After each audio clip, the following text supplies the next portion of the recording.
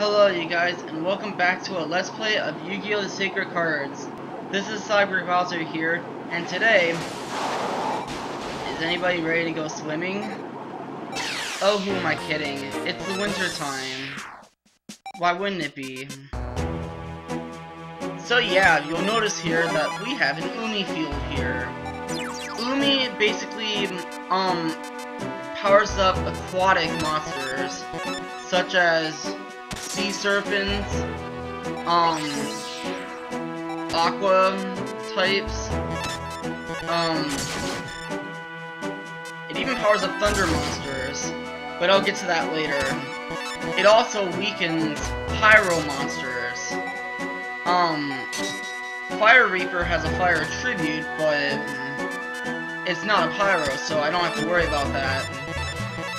And yeah, you'll notice these monsters are actually really powerful, at least over 1,000 in attack.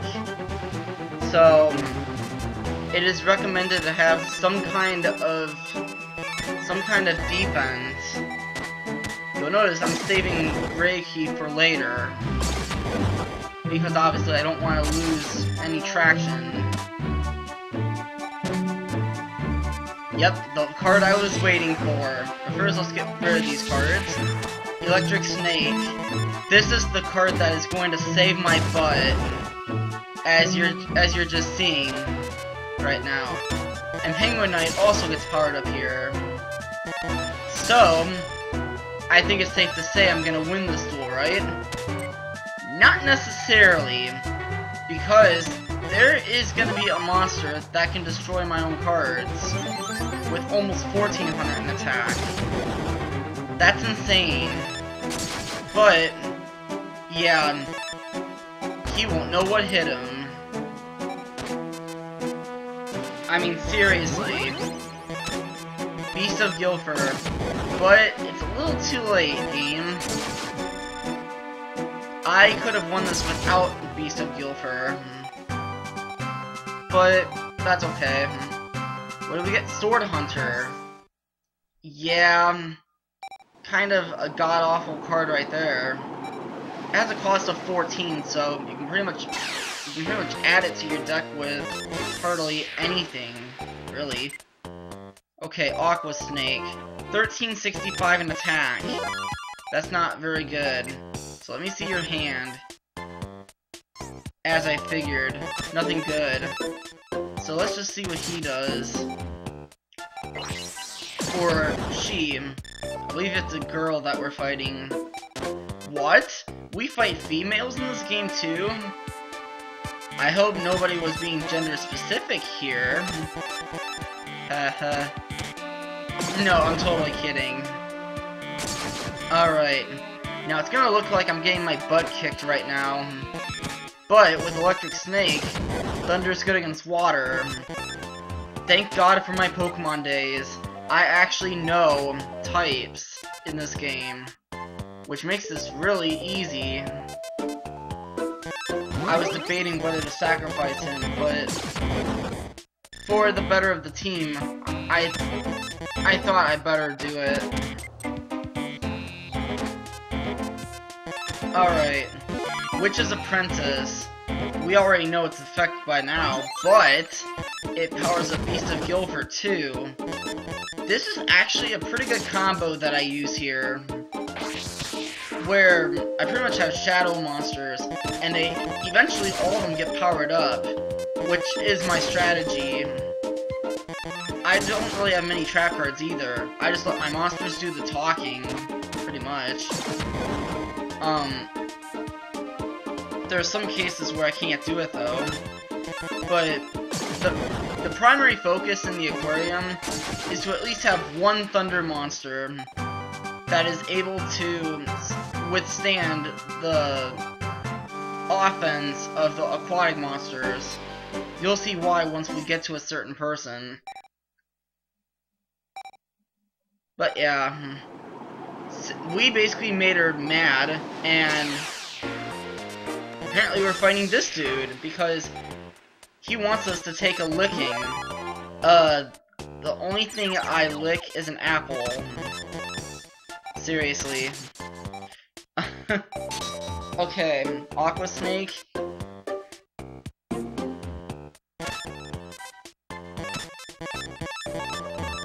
Alright. Acid Trap Hold takes Aqua Snake away. And Water's good against fire, so that's not good for me either. Way to go, me. Yeah.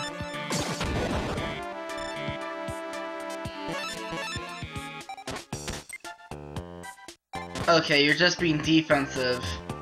I hate it when people go defensive, because then you can't tell what the monster actually is. And that kind of irritates me, to some degree. Alright, Wedha. I think that's how you pronounce that. Or Wedha, or some gangster name. I don't know. All I know is that I'm going to kick its butt by destroying my own card. That was rather stupid of me to do that. But yeah. It's his turn. Penguin Knight's one of the few cards that's an Earth attribute and not a Water attribute. So you have to be aware of that as one of the few cards in the game. What do you have? Liquid Beast. Yeah, some of these cards are just like, wow, Alright, so you're down. What do we get? Water Magician. A young magician can make water behave as he desires. Really? Really? He's seriously strong.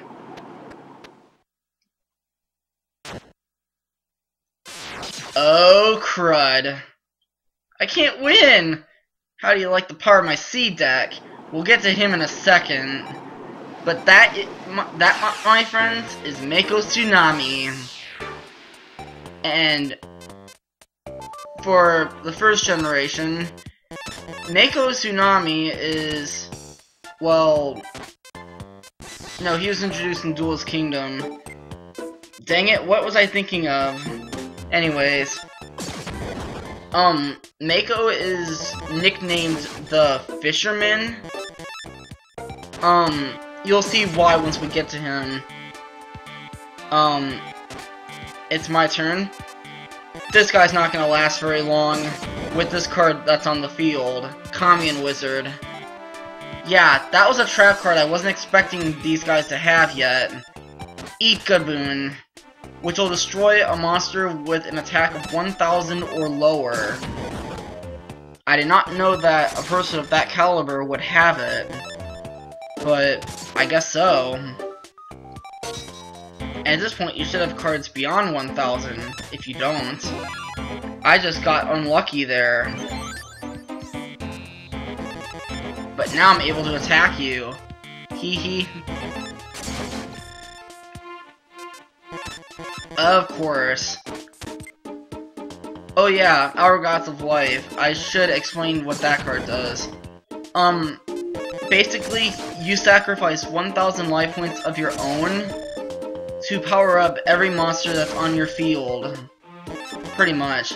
It powers them up by 1 level. So that's always a nifty effect to have. And it's gonna become very useful later on. But yeah. What do we get? Beast of Tower. Another seemingly powerful card, but it has a very low cost value, which means it only takes 2 sacrifices. It's like, what the heck?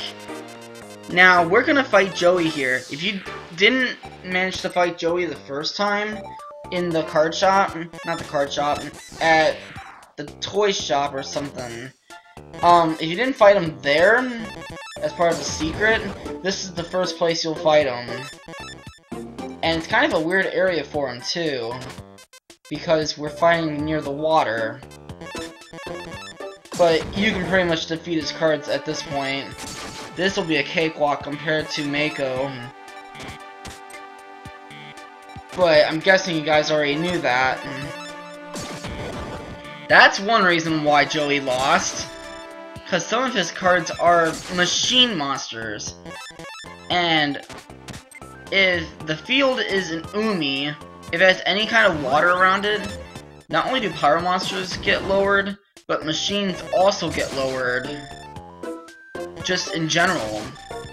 I have no idea why they added that into the game. It's just something they added. But yeah, we defeated him in no time at all. I don't think we get anything good here, or Guilty of the D-Knight. That is actually a really cool card, and it is rare. I don't think I'd be able to get it anyways. So yeah, we took on Joey. We want a duel? Fine, we will. I'll have you squealing. We'll play for our locator cards. We're way past the warm-up stage. Yeah, better believe it. If I can take on Joey, I can take on you as well. So yeah, this is just gonna be like, oh my god, easy. And you know what? You're right. Most of Mako's cards pretty much mimic the other duelists that you fought here. Pretty much water cards, except for one card that you may have noticed, which is Flying Fish. I believe he uses it right now. Yep. Flying Fish is a wind card, and is probably the odd man out in his deck, along with Penguin Knight. So best to keep on your toes here. But this Mako's no threat, really. Just keep hounding him with what you have. You will eventually win with a Thunder card. And if you don't have a Thunder card, then I'd be very surprised. You can get a lower level Thunder card too. La La Lion's a Thunder card. Use that. I decided to use Electric Snake though, because I could afford it at the time. But you don't necessarily have to follow that specific pattern. What do we get? The Legendary Fisherman, his prized card. But I never allowed him the chance to summon it, if I have that right. Way to play. And that is our final locator card. But you'll notice that the game is far from over. Alright, save the game. And this will conclude this episode of Yu-Gi-Oh! The Sacred Cards. Thank you guys so much for watching, and I will see you on the next episode.